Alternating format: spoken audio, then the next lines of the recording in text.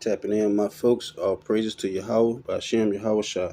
Today we're going to read Second Peter, and we're just going to talk about just people, not pushing this truth the way it should be pushed, and the Most High is going to bring judgment on those people. Like we can't be playing with this word. If we're not going to tell the truth and tell the word the way the Most High uh, wrote it, or the way He wanted it delivered, then we shouldn't be messing with this word. We only putting ourselves in destruction uh, when we play with this word. Because the Most High speaks about false teachers in these last days, how they will be deceiving a lot of people, and people's going to be falling for a lot of the BS. I'm gonna say. So let's just read Second Peter chapter 2 and 4, and it said, "For if God spared not the angels that sinned, but cast them down to hell and delivered them into chains of darkness, to be reserved unto judgment, and spared not the old world, but saved Noah, the eighth person, a preacher of righteousness, bringing in the flood upon the world of the ungodly." So the Most High, he brought that was judgment from the Most High. He brought the flood in and destroyed the whole earth and saved only 8 people. And you know, it's going to be the same thing around this time, but this time it's not going to be. The world is not going to end by water this time, but by fire. And it say, "And turning the cities of Sodom and Gomorrah into ashes," because the Most High burned Sodom and Gomorrah for all the wickedness that it was doing. You know, um, all the wickedness that we know about Sodom and Gomorrah, about the you know all that alphabet stuff going on back then and all that stuff that's going on today. Well, in the scriptures, the Most High called this place spiritually Sodom and Gomorrah because of the same acts that goes on. And it said, "And turning the cities of Sodom and Gomorrah into ashes, condemn them and with an overthrow, making them an ensample unto those that after should live ungodly, and delivered just Lot, vexed with the filthy conversation of the wicked." You see, so the Most High, He overthrew Sodom and Gomorrah, and uh, rained down fire and brimstone on that city because of all the wickedness that it was doing. So if we think about what's going on today, it's the same acts, same thing. So that's why the Most High judgment on this place is fire. So you know when that fire do rain down, do we really want to be caught up in that?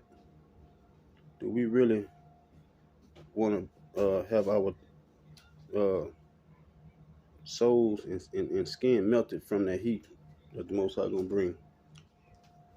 And so that's why we have to get close to the Most High and His truth and His word.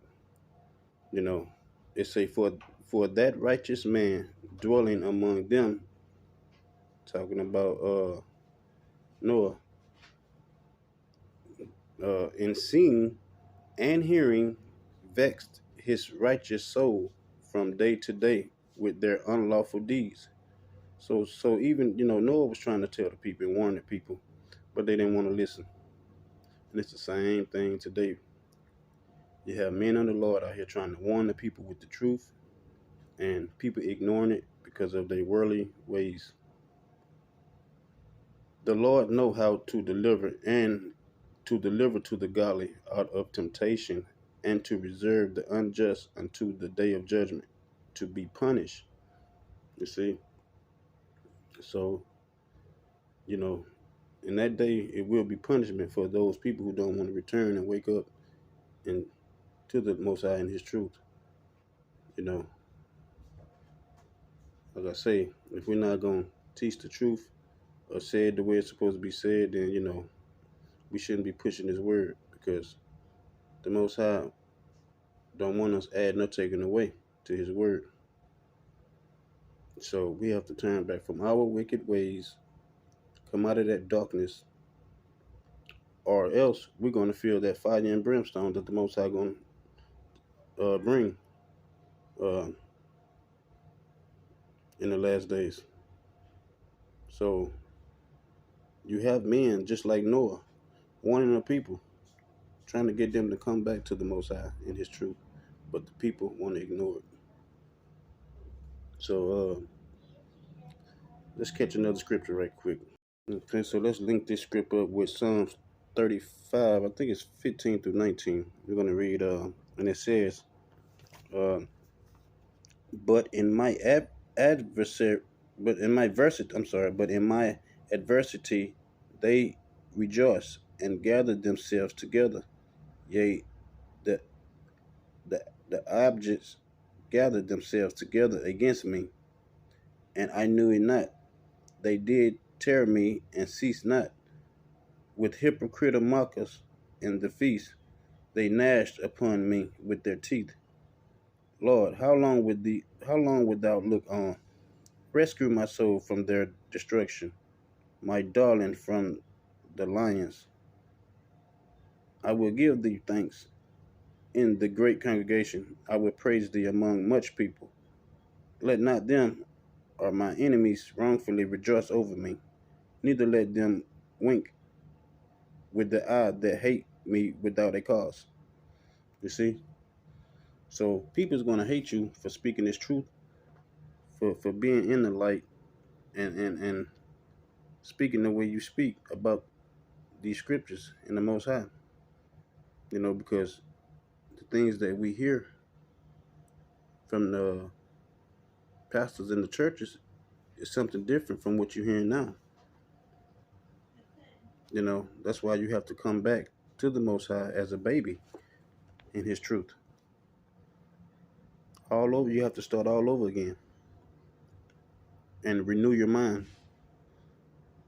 So I just wanted to share that with my people this morning. I hope all is well this morning. Our praises to Yahweh, Hashem Yahweh Shah. It's in the Hebrew tongue, who we call Jesus. Um, but yeah, I'll be back in a little bit with the next one. We face some uncertain times, so we have to the best of our ability, try to come back to the truth if we want to make it in these last days. If not, we're going to perish right along with the enemy.